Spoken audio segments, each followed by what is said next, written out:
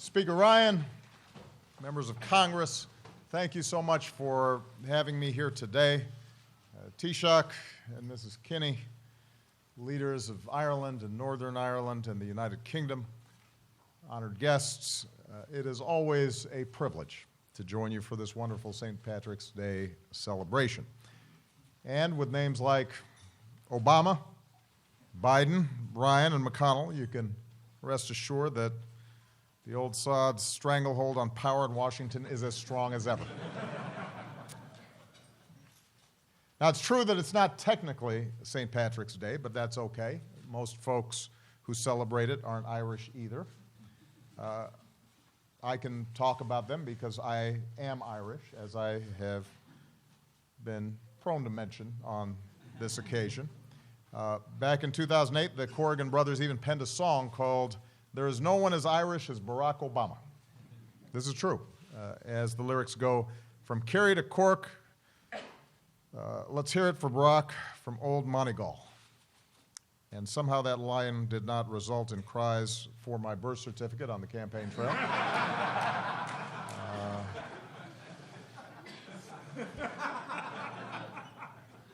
Now, to paraphrase something President Reagan once said at this lunch, on St. Patrick's Day, you should spend time with saints and scholars. So the Taoiseach and I have 2 more stops to make after this. But we do enjoy this tradition. And I want to thank Speaker Ryan for continuing it. It's a welcome break from politics as usual. A moment when we all trade in our red and power blue ties for our green ones. I always imagine every Taoiseach leaving this lunch marveling at how cheerful and bipartisan Washington is. And while I may not possess the persuasive power of St. Patrick, I do hope the hospitality extended here today is similarly extended to my nominee to the Supreme Court when he or she arrives. There are 2 things at least on which Democrats and Republicans in America big-heartedly agree. One is that we take seriously our responsibility to be good to Ireland's sons and daughters, because so many of us are Ireland's sons and daughters. The other is that we strongly support a peaceful and prosperous Northern Ireland, and America will always remain a partner in that process.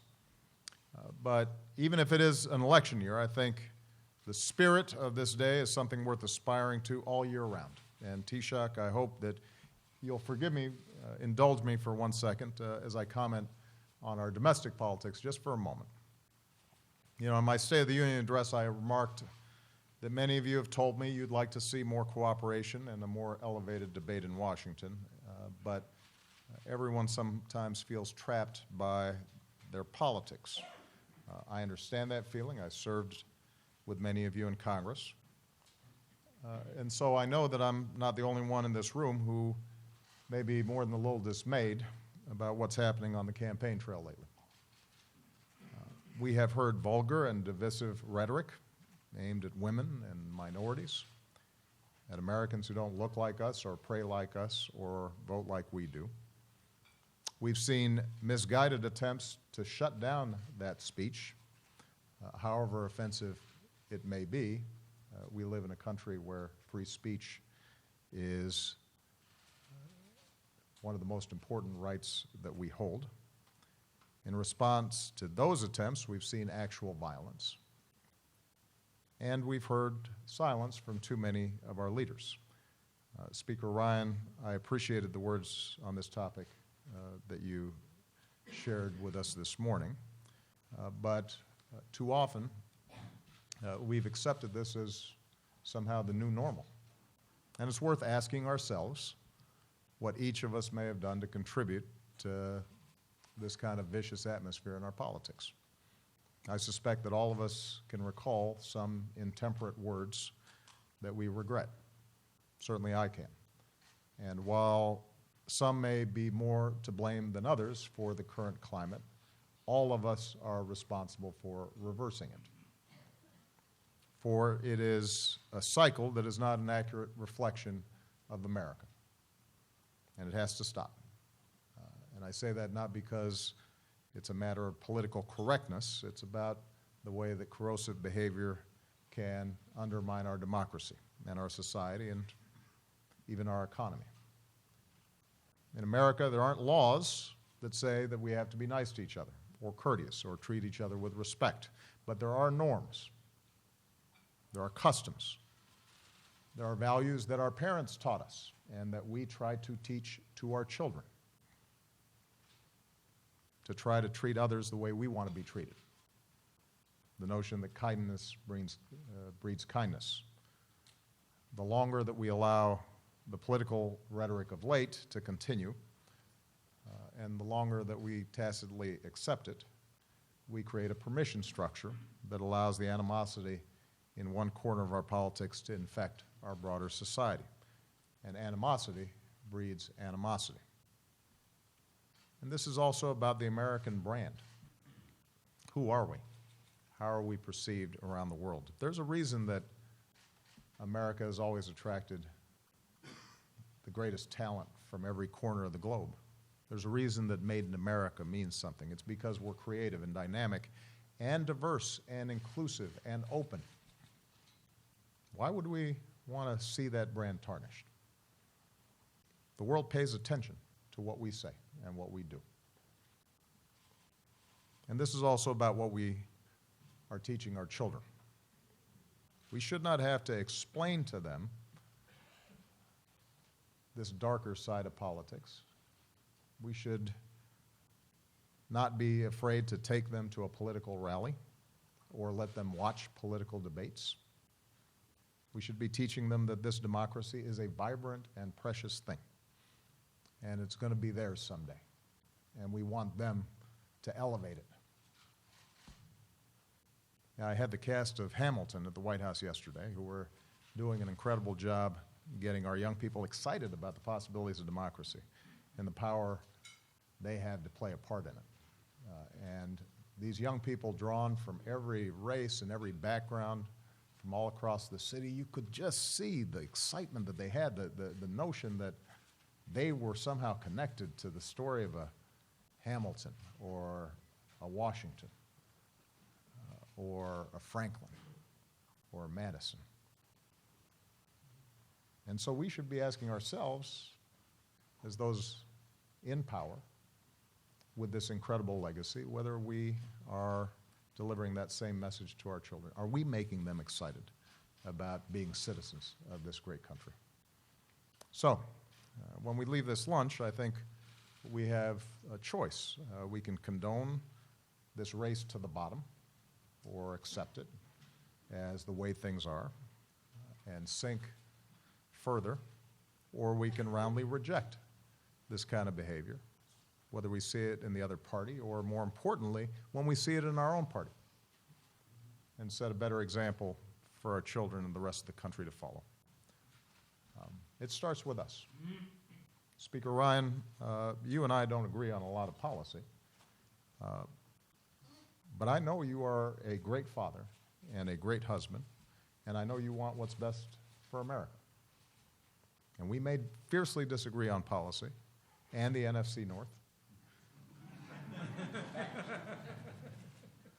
But I don't have a bad word to say about you as a man. And I would never insult my fellow Irish like that. The point is, we can have political debates without turning on one another. We can disagree without assuming that it's motivated by malice. There are those here who have fought long and hard to create peace in Northern Ireland and understand what happens when we start going into these dark places, the damage that can be done, and how long it can take to unwind. And so we can treat one another as patriots, even if we disagree, as fellow Americans who love this country equally, because it's a place that frees us to have different ideas and different points of view. So I reject any effort to spread fear or encourage violence or to shut people down when they're trying to speak or turn Americans against one another. And I think as a citizen who will still be leading this office, I will not support somebody who practices that kind of politics. And any leader worthy of our support will remind us that even in a country as big and diverse, as inclusive as ours, what we have in common is far bigger and more important than any of our differences. That's what carried us through other times that were far more tough and far more dangerous than the one that we're in today. Times where we were told to fear the future, times where we were told to turn inward and to turn against each other. And each time we overcame those fears, each time we faced the future with confidence in who we are and what we stand for and the incredible things that we're capable of doing together. And we do this because we are America.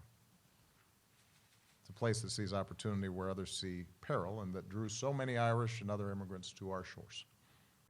Our unbending belief that we make our own destiny and our unshakable dream that if we work hard and live up to our responsibilities and if we look out for one another, then there's a better day lying right around the bend.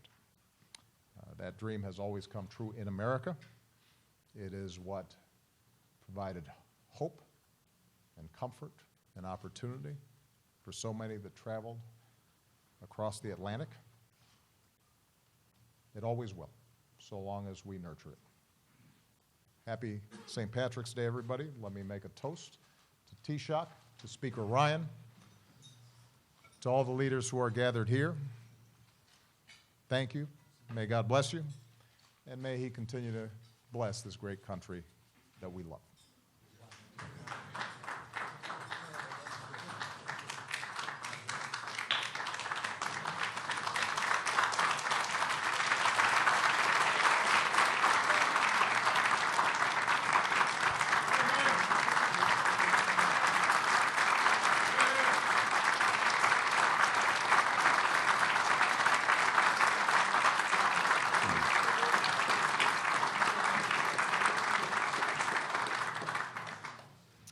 Thank you, Mr. President. And now it is my honor to introduce His Excellency Enda Kenny, Taoiseach of Ireland.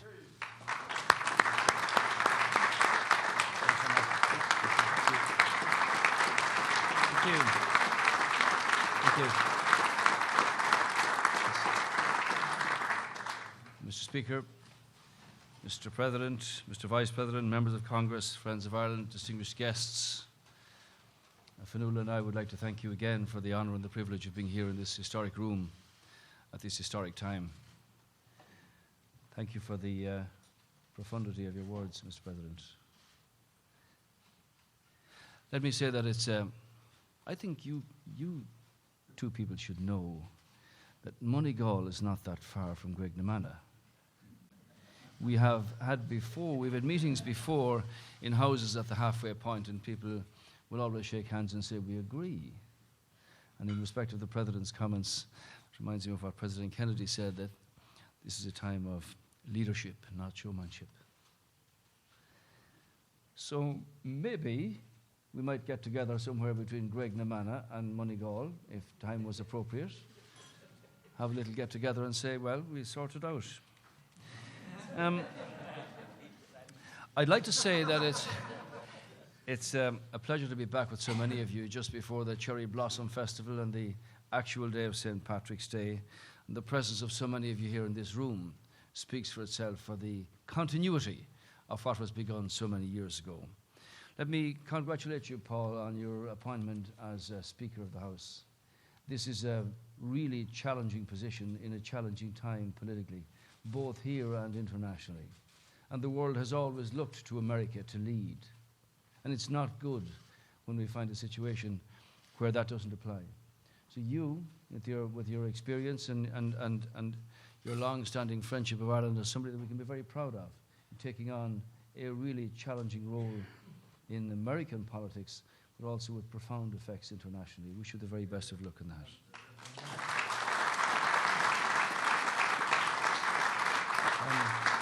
I might say that obviously the relationship between our two countries is as vibrant and as strong as ever. The line of investment both ways is unprecedented. Irish companies now employ 100,000 people across 50 states in the United States. And that's very different from the situation that applied for a century and a half, where the migration was one way, and emigration from the country meant that the parcel from America and the remittances back to Ireland kept people kept people alive, essentially, until such time as we have come to a point where we can employ and contribute to the great American society and the greater commerce of the world. Obviously, our trading links are such that we want to develop that in the time ahead. Clearly, the base in Ireland of 1,000 multinationals, with many of them from the United States, have given an opportunity for young Irish people to give vent to their imaginative qualities of creativity and ingenuity, of being able to meet the bar however high the challenge is. And we're very proud of that association, and it's having an impact on our young people with their opportunity to give of their best. When Brian McMahon was a teacher in Listowel, he used to say that the person in front of the class actually has a challenge, and that is to find the gift or the flower that every person's got. How do you find it? How do you appreciate it? How do you nurture it? And given the state of communications and volume of material that's currently available for every student, teachers have become directors and counselors and finders and appreciate where the talent and the flair lies that will meet the challenge of the time ahead. I'd like to thank you, Speaker and Mr. President, for your support for Northern Ireland. Gary Hart did a fabulous job over there recently in terms of his influence in putting together the conditions that applied for the fresh start to become a fact. And I'm glad to see Peter King and Richie Neal and the other Friends of Ireland have also contributed to that. I know you're going over later for some commemorative celebrations. Also recognise the Secretary of State and the Deputy First Minister. Is Arlene here? First Minister Arlene Foster, Deputy First Minister Martin McGuinness, and recognise the leader of the Sinn Féin party here, Gerry Adams, as well. Clearly, this is a situation that is one that is so precious to us and so near to us that it means that you've got to mind a fragile piece very carefully. I was saddened this morning, I have to say, to learn of the death of Adrian Ismay, who was an officer of the Northern Ireland Prison Service. And on your behalf, I'd like to express our sympathy to his wife at this dreadful time. He died after having been discharged from hospital after a bomb was placed under his vehicle on Friday the 4th of March. Let's just say that this was a callous and cowardly attack on the entire community. And that's why, in the words of the President, it is really important that we focus on peace continuity and reject those who wish to return to days of violence in the dark days when these attacks were commonplace. That agenda will not succeed, and we best honour his memory by redoubling our efforts to build a truly peaceful future for all the people of Northern Ireland, which I'm sure is your wish also. George Mitchell, in his time, made a remarkable impact on as an Irish American with a real interest in seeing that peace was put together, and I'm glad to see that he's the Grand Marshal of the New York Parade this year, and that's a recognition of the wonderful part that he played over those years. As you know, John Boehner, Paul did all of this stuff here for the last number of years, and he used to say when he'd speak, well, I'm going to get rolled again about immigration today, haven't I? So I might as well mention it now. So that has now passed on to your desk and will be a matter for the next administration. So look out. I commend President Obama for what he did in terms of the executive authority that he has. Obviously, there are matters of court there, but this is an issue for us, Paul, as you're well aware, and as an Irish American with strong roots in Graiguenamanagh. What we're going to do is get all of those who have emigrated from that 20-mile radius of Graiguenamanagh and send them down here to you so that you'll see them. And we want them to be documented, and we want them to be able to play their part for the country, of where they now live as law-abiding citizens, and we want them to be able to participate fully in American society. Obviously, it's a situation that I've often referred to in the words of the American national anthem, "The land of the free and the home of the brave." That's where they want to be able to contribute. And because of, I suppose, politics at the end of the day, on the broader scale, not just the Irish, this is an issue that needs to be dealt with. We have similar problems now with migration on a vast scale coming into Europe. And this is causing political challenges for many countries. And as I say, it's a case of leadership at the end of the day being able to bring about a result here. So you know yourselves the contribution that has been made by Irish over the centuries to the United States, and the success of the recent film Brooklyn, based on the novel by Colm Tóibín, shows how strongly the immigrant experience continues to resonate with a modern audience. This year there were 9 nominations for Oscars from Ireland, which speaks, if you like, of the continued creativity that our young people have. So as a small Irish nation, obviously those who have travelled and those who are here in the United States want to be part of the greater community in full legitimacy, whether it be Boston, Chicago, San Francisco, Pittsburgh, Pennsylvania, Toronto, or wherever. If they come to America, they like to do that. Other countries, Australia, Britain, and Europe in the same way. This year, as you know, marks the 100th anniversary of the 1916 Rising, which was a seminal moment in the history of Ireland, which set the country on a path which ultimately led to economic and political independence. This could not have happened without the support of the United States of America.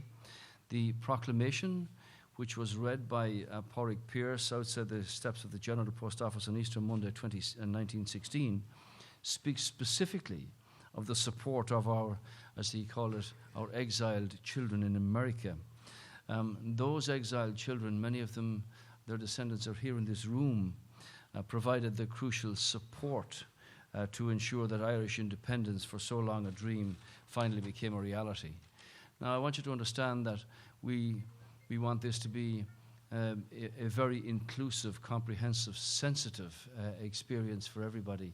And in that sense, the program that has been put out has been couched in that manner, to take into account the contribution or the involvement of everybody, irrespective of their religion, of their creed, of their politics, or where they came from.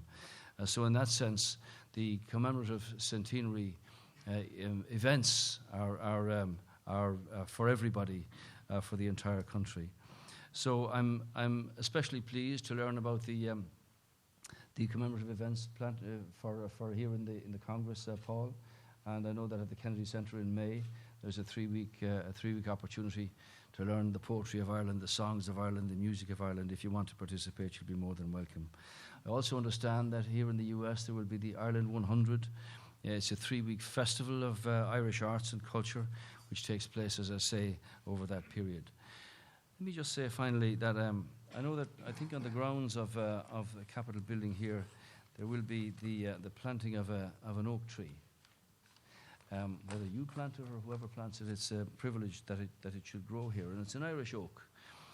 And my hope would be that as we start the journey of the second 100 years, that when that tree is 100 years old, and it stands proudly here in the vicinity of the Capitol building, that it has grown, tall and straight into the light, and that it represents our country and the pride that we feel in being here in America, in this building, which was, partially constructed under the engineering ingenuity of James Hoban, who designed the White House.